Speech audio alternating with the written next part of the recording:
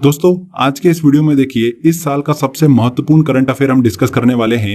हाल ही में जो नोबेल पुरस्कारों की घोषणा की गई है उनको हम अच्छे से डिटेल में स्टडी करेंगे, साथ ही देखिए हम ट्रिक से भी याद करेंगे। तो काफी इंपॉर्टेंट लेक्चर होने वाला है। आने वाली एग्जाम में यहाँ से 1 या 2 क्वेश्चन आपको जरूर देखने को मिलेगा। अगर आप ये वीडियो ध्यान से देखते हैं पूरा, तो आने वाली एग्जाम में आपका 1 नंबर जो है नोबेल पुरस्कारों से बिल्कुल सही होगा। चलिए हम लेक्चर को स्टार्ट करते हैं। सबसे पहले देखिए नोबेल पुरस्कारों की कुछ बेसिक इंफॉर्मेशन हम ले लेते हैं। नोबेल पुरस्कारों को स्वीडिश वैज्ञानिक अल्फ्रेड नोबेल की याद में हर साल 10 दिसंबर को दिया जाता है। इसकी शुरुआत कब हुई थी? 1901 में देखिए इसकी शुरुआत हुई थी। नोबेल पुरस्कारों को 6 क्षेत्रों में दिया जाता है। मेडिसिन चिकित्सा के क्षेत्र में, भौतिक के क्षेत्र में, रसायन के क्षेत्र में, शांति के क्षेत्र में दिया जाता है, लिटरेचर मतलब साहित्य के क्षेत्र में दिया जाता है, और इकोनॉमिक्स के क्षेत्र में नोबेल पुरस्कार दिया जाता है। शुरुआत में देखिए 5 ही क्षेत्रों में नोबेल पुरस्कार दिए जाते थे, पर 1968 में इकोनॉमिक्स को भी देखिए इसमें शामिल किया गया। अर्थशास्त्र के क्षेत्र में भी नोबेल पुरस्कार दिए जाना शुरू किया गया। तो ध्यान रखिएगा 6 क्षेत्रों में नोबेल पुरस्कार जो है वो दिए जाते हैं। तो चलिए 2020 में एक एक करके हम डिस्कस करेंगे कि किन किन क्षेत्र में किन किन व्यक्तियों को नोबेल पुरस्कार दिया गया। सबसे पहले हम बात करते हैं शांति के क्षेत्र में नोबेल पुरस्कार। देखिए किन्हें दिया गया इस साल शांति के क्षेत्र में नोबेल पुरस्कार? WFP को, वर्ल्ड फूड प्रोग्राम को, विश्व खाद्य कार्यक्रम को देखिए नोबेल शांति पुरस्कार 2020 से सम्मानित किया गया है। पहले देखिए हम थोड़ा डिटेल में अच्छे से स्टडी कर लेते हैं, उसके बाद में हम इसको ट्रिक से याद करेंगे। तो बात करते हैं कि वर्ल्ड फूड प्रोग्राम को क्यों ये पुरस्कार दिया गया। तो भुखमरी मिटाने के क्षेत्र में अच्छा काम करने हेतु WFP को 2020 नोबेल शांति पुरस्कार से सम्मानित किया गया है। WFP देखिए क्या है? भुखमरी मिटाने और खाद्य सुरक्षा पर केंद्रित एक संयुक्त राष्ट्र एजेंसी है। इसका गठन कब हुआ था? 1961 में इसका गठन हुआ था, और इसका मुख्यालय जो है वो रोम, इटली में है। इसका उद्देश्य क्या है? इसका काम क्या होता है? विश्व भर में युद्ध या फिर कोई भी आपातकालीन स्थिति होती है उसमें जरूरतमंदों को खाद्य सामग्री जो है वो उपलब्ध कराना, ये WFP का काम होता है। तो भुखमरी मिटाने के क्षेत्र में अच्छा काम करने के लिए वर्ल्ड फूड प्रोग्राम को, विश्व खाद्य कार्यक्रम को नोबेल शांति पुरस्कार 2020 से सम्मानित किया गया है। ओके, अब बात आती है कि इसको हम याद कैसे करें। तो बहुत ही शानदार सी ट्रिक है। देखिए एक स्टोरी सुनिएगा। एक बच्चा है, देखिए ये रो रहा है, मतलब इसने बहुत सारी आवाज कर रखी है अपने आसपास। तो इसको चुप कराना था, आवाज को खत्म करना था, बिल्कुल शांति का वातावरण बनाना था। तो हमने क्या करा, इसको खाना दे दिया, फूड दे दिया। तो जैसे इसको खाना मिला ये बिल्कुल शांत हो गया। तो यहां पर देखिए खाना, फूड का संबंध हो गया शांति से। जो भी बहुत आवाज कर रहा है उसे खाना दे दो तो बिल्कुल शांति का वातावरण बन जाएगा। क्लियर? तो इस तरीके से देखिए स्टोरी जो है आपके दिमाग में चलेगी और आप आंसर तक पहुंच जाओगे। लास्ट में देखिए हम इंपॉर्टेंट क्वेश्चन का टेस्ट लगाएंगे, वहां पर बड़ी आसानी से आप आंसर जो है वो पकड़ लोगे। तो इस साल नोबेल शांति पुरस्कार जो है वो देखिए किन्हें दिया गया? विश्व खाद्य कार्यक्रम मतलब वर्ल्ड फूड प्रोग्राम को दिया गया है नोबेल शांति पुरस्कार। चलिए आगे बढ़ते हैं। अब बात करते हैं साहित्य के क्षेत्र में नोबेल पुरस्कार की। नोबेल प्राइज इन लिटरेचर किसे दिया गया है? देखिए लुईस ग्लुक को यह पुरस्कार दिया गया है इस साल। Louise Gluck very very important. अब इन्हें क्यों दिया गया ये देख लेते हैं। तो देखिए लुईस ग्लुक जो है ये एक अमेरिकी कवित्री है। उनको सुरीली काव्यात्मक आवाज के लिए साहित्य के क्षेत्र में नोबेल पुरस्कार जो है उससे सम्मानित किया गया है, उनकी सुरीली आवाज के कारण। इनसे रिलेटेड एक इंपॉर्टेंट पॉइंट भी ध्यान रखिएगा। एवेरनो बुक जो है वो लुईस ग्लुक के द्वारा लिखी गई है, जो कि 2006 में प्रकाशित हुई थी। ठीक है, इंपॉर्टेंट है ये भी। अब बात आती है कि हम इसको याद कैसे रखें। तो बहुत ही देखिए शानदार सी ट्रिक है, ध्यान से सुनिएगा। लुईस ग्लुक में ये एग्जाम में आपको देखने को मिलेगा वर्ड, हमको पता लगाना है कि इनको किस क्षेत्र में नोबेल पुरस्कार दिया गया। तो देखिए ग्लुक वर्ड में यहां पर ग्लू जो है वो छुपा हुआ है और यहीं से हमको लिंक करना है। तो ग्लू की प्रवृत्ति क्या होती है? ग्लू की प्रवृत्ति होती है चिपकाने की, मतलब बांध के रखने की। और लुईस ग्लुक के नाम में भी ग्लू आ रहा है, तो इनके देखिए काम में भी यही प्रवृत्ति है कि इनकी इतनी सुरीली आवाज है जिससे ये अपनी ऑडियंस को बांध के रखती है, मतलब चिपका के रखती है बिल्कुल। तो ऐसे दिमाग में आपकी स्टोरी चलेगी, अपनी सुरीली काव्यात्मक आवाज से ऑडियंस को बांध के रखती है ग्लू की तरह। तो मतलब कहीं ना कहीं साहित्य से रिलेटेड होगा। तो इस तरीके से देखिए आपको सही आंसर लगाने में आसानी होगी। तो साहित्य के क्षेत्र में नोबेल पुरस्कार दिया गया है लुईस ग्लुक को। क्लियर? आपको देखिए नाम किसी भी वैज्ञानिक का याद रखने की जरूरत ही नहीं है, स्टोरी से ही देखिए आपको सही आंसर जो है वो चारों ऑप्शन में से समझ में आ जाएगा। इसके बाद देखिए हम बात करते हैं भौतिक के क्षेत्र में नोबेल पुरस्कार की। तो इस साल देखिए 3 व्यक्तियों को भौतिक के क्षेत्र में नोबेल पुरस्कार से सम्मानित किया गया है। रोजर पेनरोज, रेनहर्ड गेंजेल और एंड्रिया गेज को।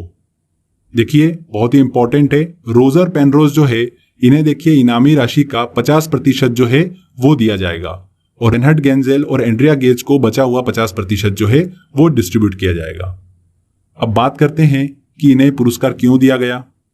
तो देखिए रोजर पेनरोज को जिस ब्लैक होल पर आइंस्टीन को भी विश्वास नहीं था, उस ब्लैक होल की खोज करने और रहस्यों का पता लगाने के लिए 2020 भौतिक के नोबेल पुरस्कार से सम्मानित किया गया है। ठीक है, ब्लैक होल की खोज करने और रहस्यों का पता लगाने के लिए रोजर पेनरोज को भौतिक के क्षेत्र में नोबेल पुरस्कार दिया गया। इसके बाद रेनहर्ड गेंजेल की बात करते हैं और एंड्रिया गेज की बात करते हैं कि इन्हें क्यों दिया गया। तो देखिए दुनिया के सबसे बड़े दूरबीन का उपयोग कर हमारी जो गैलेक्सी है आकाशगंगा है, उसके मध्य में, उसके सेंटर में इन्होंने सुपरमैसिव ब्लैक होल होने का पता लगाया है। मतलब ब्लैक होल होने के सटीक सबूत जो है वो इन्होंने दिए हैं। इसीलिए इन्हें 2020 भौतिक के नोबेल पुरस्कार से सम्मानित किया गया है। समझ में आया आपको किस लिए इन्हें नोबेल पुरस्कार दिया गया। इसमें ध्यान रखिएगा जो एंड्रिया गेज है ये चौथी महिला हैं जिन्हें भौतिक का नोबेल पुरस्कार जो है वो प्राप्त हुआ है। अगर पहली महिला की बात करें तो 1903 में मैडम क्यूरी को भौतिक के क्षेत्र में नोबेल पुरस्कार दिया गया था। ठीक है फ्रेंड्स, अब यहां पर देखिए हमने ब्लैक होल की बात करी। आपके दिमाग में डाउट आ रहा होगा कि ये ब्लैक होल है क्या, तो चलिए इसको भी हम समझ लेते हैं। देखिए ब्लैक होल जो है ये अंतरिक्ष में एक ऐसी जगह है जहां पर ग्रेविटी बहुत ज्यादा होती है, गुरुत्वाकर्षण बहुत ही स्ट्रांग होता है। इतना स्ट्रांग होता है कि कोई भी पार्टिकल तो बहुत दूर की बात है, लाइट भी इससे बाहर नहीं आ सकती। मतलब अगर इस ब्लैक होल की सीमा के आसपास कोई भी वस्तु आ जाती है तो वह उसमें खींची चली जाती है, मतलब बाहर नहीं आ सकती, इतनी ज्यादा ग्रेविटी होती है। तो आई होप आपको समझ में आया होगा कि ब्लैक होल क्या होता है। तो इसी ब्लैक होल की खोज करने और रहस्यों का पता लगाने के लिए इस साल भौतिक के क्षेत्र में नोबेल पुरस्कार दिया गया है रोजर पेनरोज, रेनहर्ड गेंजेल और एंड्रिया गेज को। ठीक है, अब बात आती है कि इनको याद कैसे रखें। ठीक है ना, हमको स्टोरी तो समझ में आ गई कि ब्लैक होल के लिए दिया है, बट नाम हम जरूर भूल जाएंगे। तो मैं आपको देखिए ऐसी ट्रिक बताऊंगा कि आप कभी भी नहीं भूल पाओगे। यहां पर देखिए दो नाम रेनहर्ड गेंजेल और एंड्रिया गेज में आपको गेज वर्ड जो है वो देखने को मिलेगा।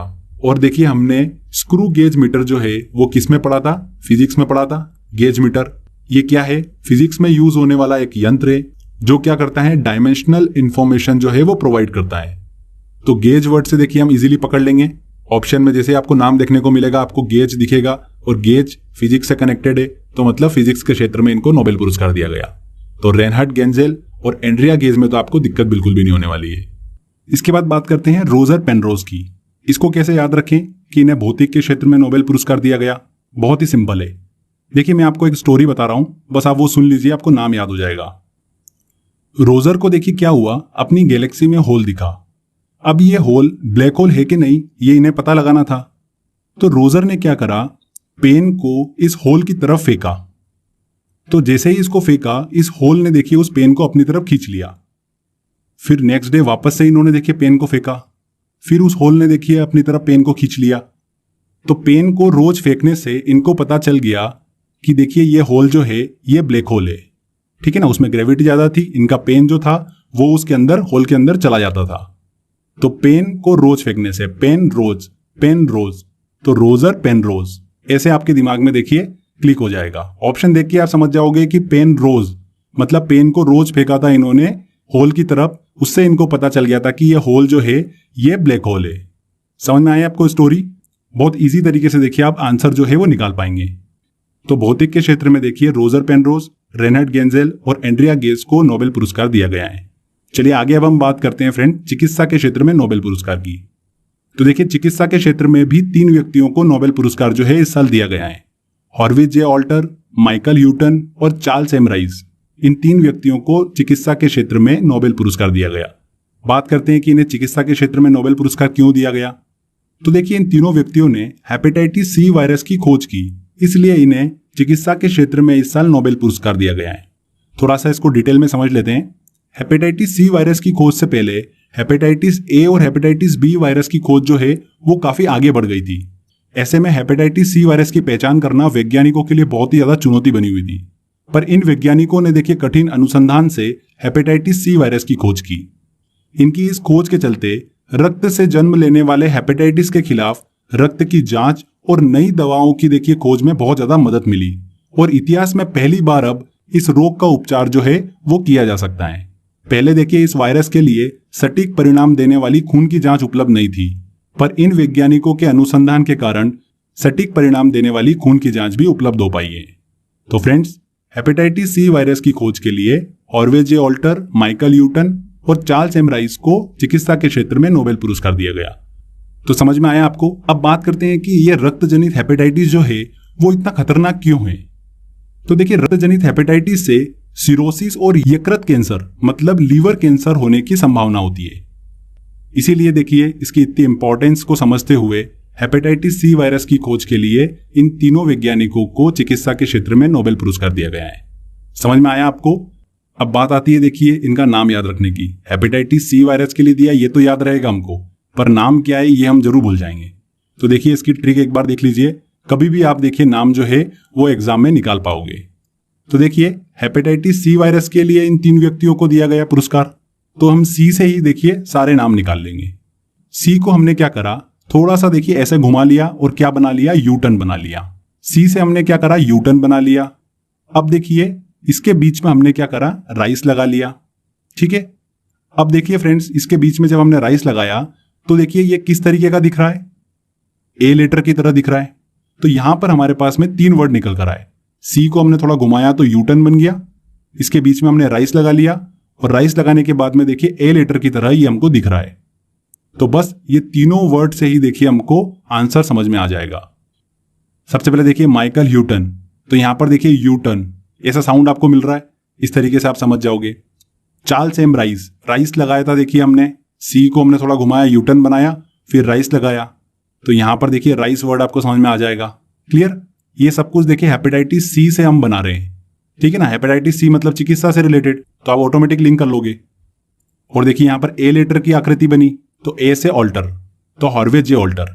तो इस तरीके से बड़ी आसानी से आपको याद हो जाएगा। बस एक बार आप इसकी कॉपी में अच्छे से प्रैक्टिस कर लेना, आपका कभी भी क्वेश्चन जो है वो गलत नहीं होगा।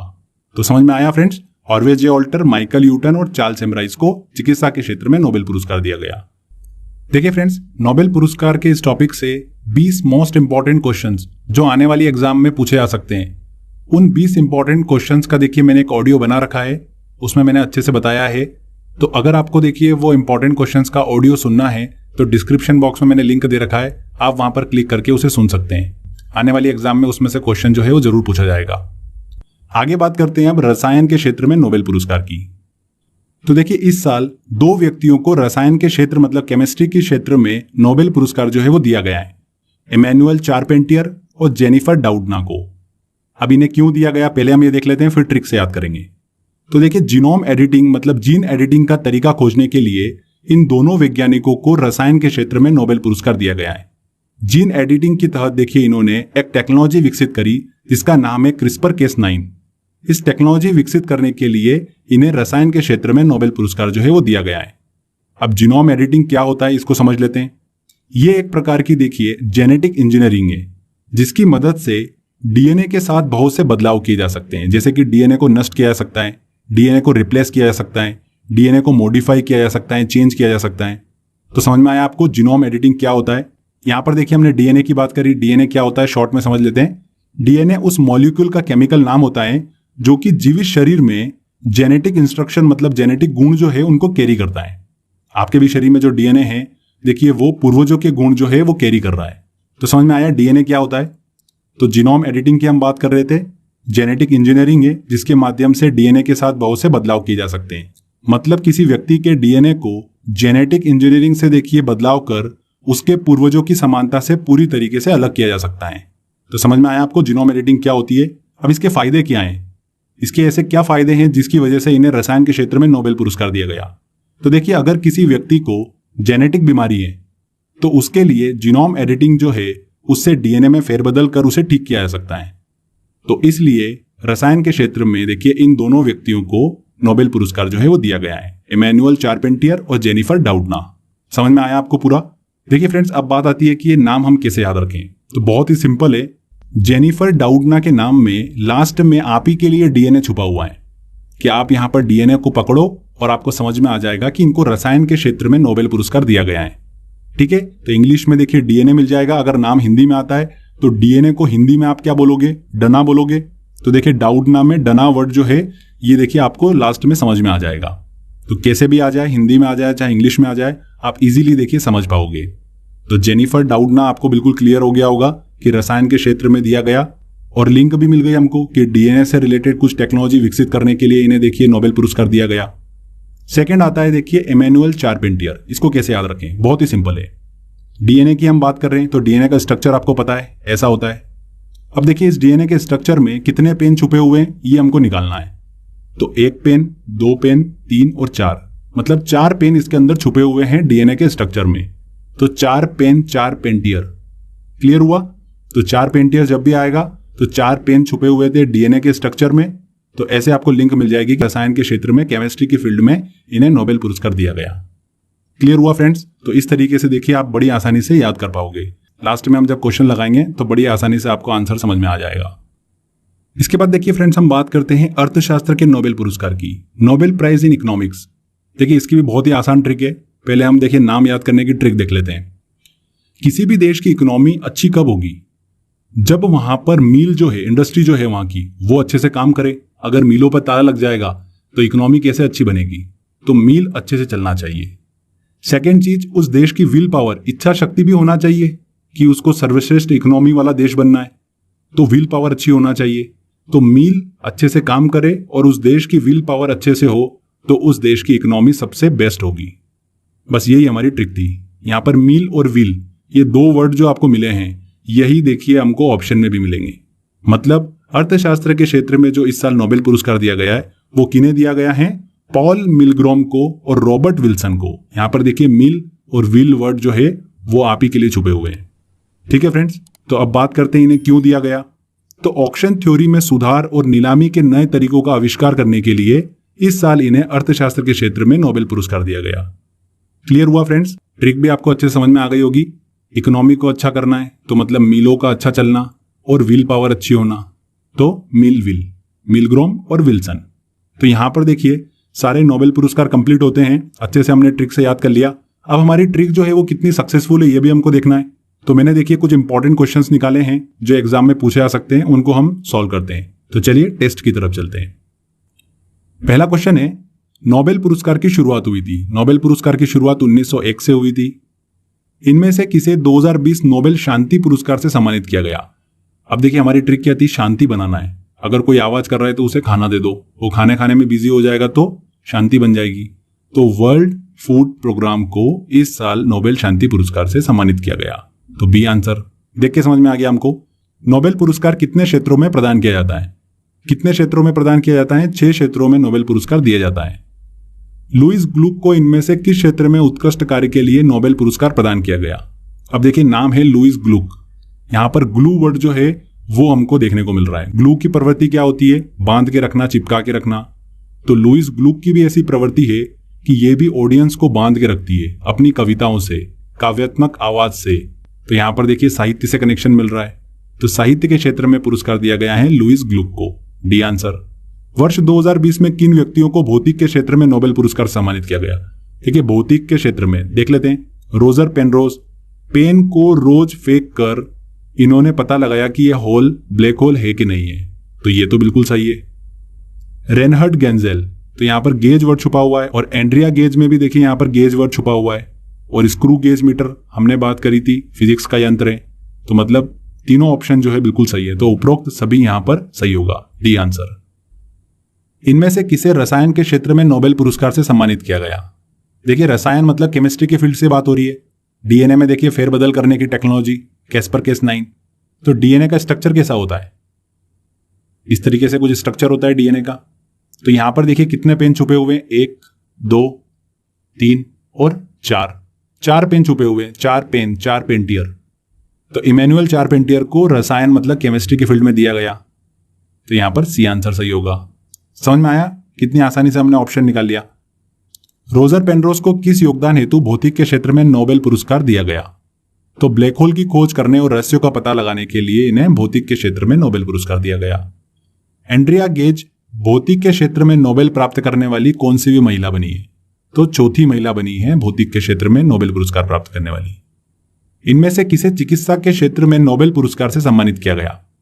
चिकित्सा के क्षेत्र में मतलब हेपेटाइटिस सी वायरस हमारे दिमाग में है, तो सी को हमने घुमाया, यूटन बना, इसके बीच में हमने राइस लगाया तो राइस, और ये ए लेटर जैसा दिख रहा है। अब देख लेते हैं, चार्ल्स एम राइस, बिल्कुल ए आंसर देख के समझ में आ गया। जेनिफर डाउडना, देखिए डना मतलब DNA को हिंदी में पढ़ेंगे तो डना पढ़ेंगे हम, और यहाँ इंग्लिश में आता तो DNA हमको क्लियर कट देखने को मिल जाता। इमैनुअल चारपेंटियर, जो कि देखिए DNA के अंदर 4 पेन छुपे हुए थे, तो चारपेंटियर। और लुइस ग्लुक को तो देखिए किसमें दिया गया, साहित्य के क्षेत्र में। तो इस तरीके से बड़ी आसानी से आप सही आंसर जो है वो टिक करके आओगे। नेक्स्ट क्वेश्चन देखिए हमारा, माइकल ह्यूटन को किस वायरस की खोज करने हेतु चिकित्सा के क्षेत्र में नोबेल पुरस्कार दिया गया? तो हेपेटाइटिस सी वायरस की खोज करने के लिए। जेनिफर ए डाउडना को 2020 में किस क्षेत्र में नोबेल पुरस्कार दिया गया? तो देखिए डाउडना में पीछे क्या छुपा हुआ है, DNA, मतलब ये केमिस्ट्री से रिलेटेड है। केमिस्ट्री के क्षेत्र में नोबेल पुरस्कार दिया गया है जेनिफर डाउडना को, तो यहां पर रसायन, बी आंसर सही होगा। जीनोम एडिटिंग क्या है? जीनोम एडिटिंग क्या है? DNA के साथ बदलाव करने की प्रक्रिया, बी आंसर। लुइस ग्लुक को साहित्य के क्षेत्र में नोबेल पुरस्कार दिया गया, वह किस देश की कवित्री है? तो अमेरिका की कवित्री है। पहले भारतीय व्यक्ति कौन है जिन्हें नोबेल पुरस्कार से सम्मानित किया गया? तो कौन है? देखिए रविंद्रनाथ टैगोर पहले भारतीय व्यक्ति हैं जिन्हें नोबेल पुरस्कार दिया गया था 1913 में साहित्य के क्षेत्र में। उसके बाद सेकंड नंबर पर आते हैं CV रमन। नेक्स्ट क्वेश्चन लेते हैं, वह एकमात्र महिला जिसे विभिन्न क्षेत्रों में 2 बार नोबेल पुरस्कार से सम्मानित किया गया है? तो मैडम क्यूरी को देखिए 2 अलग अलग फील्ड में नोबेल पुरस्कार जो है वो दिया गया है, फिजिक्स और केमिस्ट्री में, दोनों फील्ड में इन्हें नोबेल पुरस्कार दिया गया है। तो एकमात्र महिला है जिन्हें विभिन्न क्षेत्रों में नोबेल पुरस्कार मिला है, तो यहां पर बी आंसर। पॉल मिलग्रोम को इनमें से कौन से नोबेल पुरस्कार से सम्मानित किया गया? देखिए मिल और विल, ये इकोनॉमी से रिलेटेड कर रहा है हमारा, तो यहां पर अर्थशास्त्र, बी आंसर। किसी भी देश की देखिए इकोनॉमी अच्छी कब होगी? जहां पर मिल अच्छे से काम करेगी और विल पावर अच्छी होगी। तो बस यही हमारी ट्रिक थी। रॉबर्ट विल्सन को इनमें से कौन से नोबेल पुरस्कार से सम्मानित किया गया? तो देखिए यहां पर विल आ रहा है, तो मिल विल, यहां पर इकोनॉमी मतलब अर्थशास्त्र, तो बी आंसर सही होगा। तो फ्रेंड्स देखिए कितनी आसानी से हमने सारे क्वेश्चनों को देखिए सॉल्व कर लिया। अगर आपने भी कर लिया है तो प्लीज कमेंट बॉक्स में जरूर बताइएगा।